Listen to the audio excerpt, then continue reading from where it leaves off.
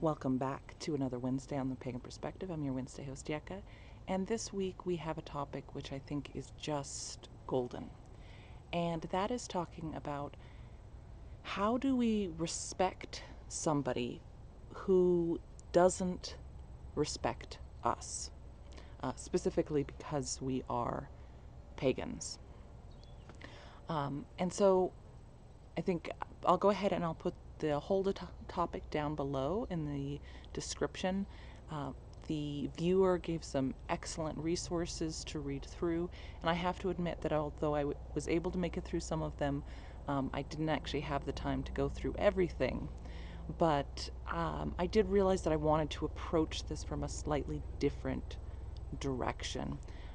Because they had mentioned that this on the surface sounds like just another interfaith question, but they really wanted to get a little bit more in depth. But I wanted to take this topic because I think it is so pertinent to today's world and step back from it as just a pagan versus Christian or an interreligion, to really looking at it from a more macro place of just relationships between people when there is that difference, when we do belong to different groups that might not hold very great opinions of each other, whether that's your religious group or your food dogma or your political associations or whatever. That because I think that the religion bit, the relationship between pagan and Christian, at least in the United States, often comes down more to culture than it does specifically to religion, although of course religion does inform culture. But the way that certain cultures, how majority and minority groups interact with each other, that there's a lot going on there.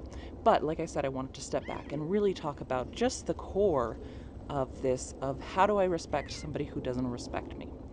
And before jumping further in, I do want to say that, of course, this is my opinion, and this is my approach, but that doesn't mean it's the only approach. It doesn't mean it's the right approach. But I'm going to share how I look at it and how I approach it. And also, before jumping too much further in to talk about what respect is, and some of the definitions, I looked it up before doing this video and found that a lot of definitions included admiration as being what a big part of what respect meant. And that's not what I'm talking about in this situation. I'm talking about respect as being treating someone with kindness or compassion, or I suppose fairness and dignity, that coming from respect from that place, not the respect as the admiration or wanting to be like them. And I think that the key to all of this, for me, of how to respect somebody, and I think not just how to respect somebody that doesn't respect us, but respect anybody in general, is the recognition that the person is not the same as the beliefs or ideas held by that person.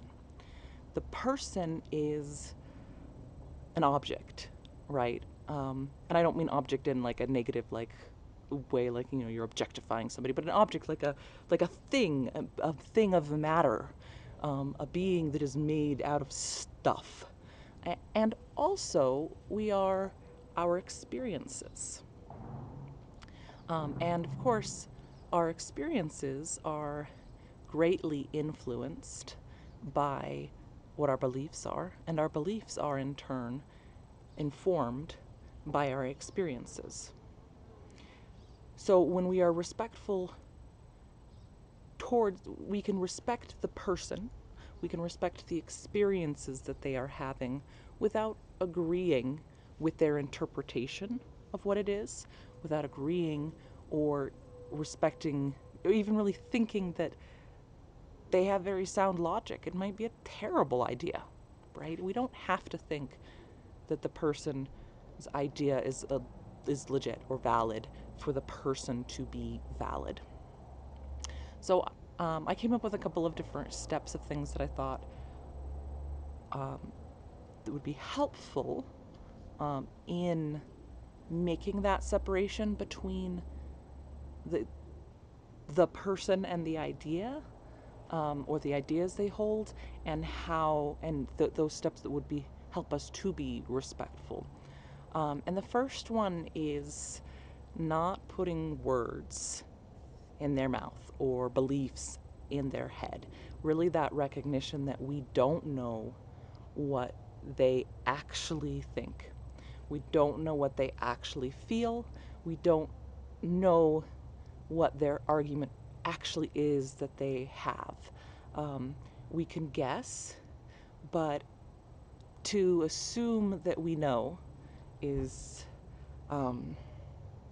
it's beyond hubris that we could be in that other person's head. So to always have that humility in ourselves of knowing that we don't know what anybody other than ourselves is feeling or believes. Now, we can try to understand them, and that comes to the second place, the second step, which is to try to use language that reflects that understanding that we do not know. In however we are relating to them, whether that relation is through the actual conversation we're having, or more importantly, I think, how we think about the person. What is the internal dialogue that we have about that person and about their ideas that informs how we actually treat them in person. But using language that reflects that idea. So, for instance, if I was speaking to somebody, instead of saying something like, well, your point is XYZ, I could say, it sounds like what you are saying is XYZ. And at first, it might not sound like those are two different things being said, but they really are quite different when you really listen to what is actually being said in each of those statements. So personally, I believe that the language that we use is a framework for how we see the world and understand the world. And it's kind of a fake it until you make it sort of thing, where we have a lot of beliefs that we do not necessarily recognize that we hold, that are built into the way that we speak about things. And so when we change the way we speak about those things, it can change the way that we are actually relating to them, how we are actually thinking about them, because the language is a structure to our thoughts, and thoughts and beliefs and all of that. So building on that, the next step or point, which would really tie into these ones, is to listen carefully. So I guess the golden rule, really, so to listen to somebody else, to their position, with as much openness, with as much attention as you would want for somebody to do the same for you.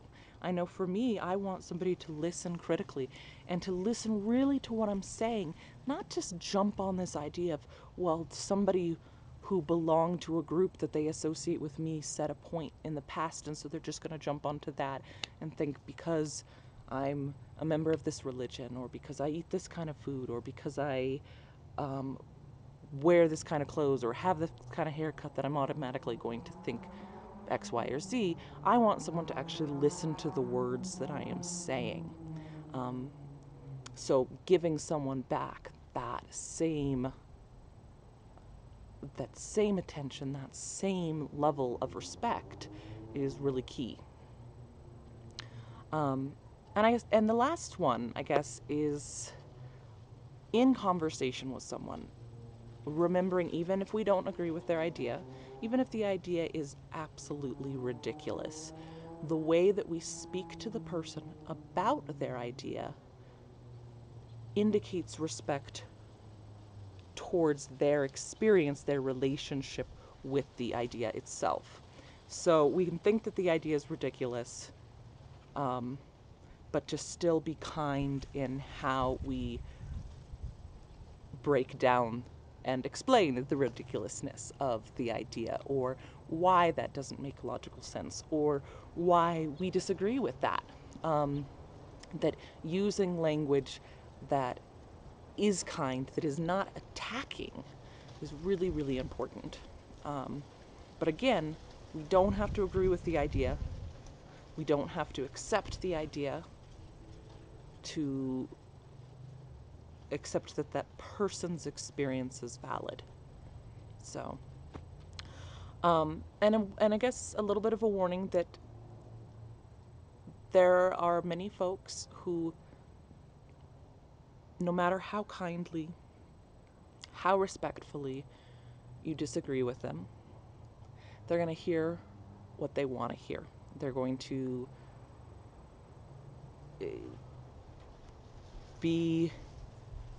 have a hard time separating themselves from their ideas, especially when these are the types of ideas that we form identities around.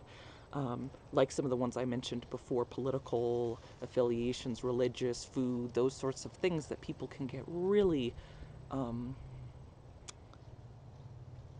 they can really integrate into their self-perception so much. People can become very, very defensive about that. And sometimes it doesn't matter what language you use. It doesn't matter how much kindness, how respectful you are towards them, they're going to hear what they want to. And at a certain point, we can't control other people. We can't control what they think, what they believe, or how they behave. We only have control of ourselves. And so at a certain point, sometimes we do have to step back and say, okay, here I have behaved admirably, and that's all I can do. And that doesn't mean it's a failing on our part. That's just what's going on with the other person at that time. But we do have the power to really cultivate the relationships where we are met in return with that kind of respectful behavior. And that while we will face a lot of people every day that don't respect us, when we find the people who do, I think that's key. I think that that being around those people can make a huge difference in our lives and how we feel and the energy we have with which to deal with the people who don't. So again, I think this is such an important topic in today's world. Thank you for listening to my rambling thoughts on it this week, and I'd love to hear your thoughts in the comments below. Next week is Subs Week, and we will be back in October already with another round of regular topics. So until then, take care.